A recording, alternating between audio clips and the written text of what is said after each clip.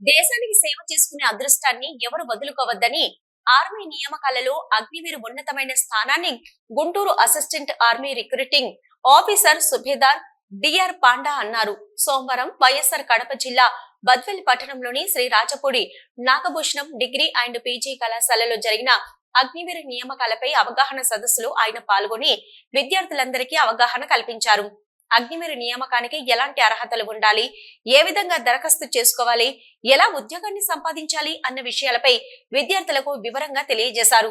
అదేవిధంగా Guntur army recruiting officer havildar HMS Yadav మాట్లాడుతూ అందివచ్చిన అవకాశాన్ని సద్వినియోగం చేసుకుని దేశ సేవలో భాగస్థులు కావాలని ఆయన అన్నారు. కళాశాల విద్యార్థులు ఆర్మీ సెలక్షన్స్ పై ఉత్సాహంగా ఉండటం వల్ల ఆయన హర్షం వ్యక్తం చేశారు.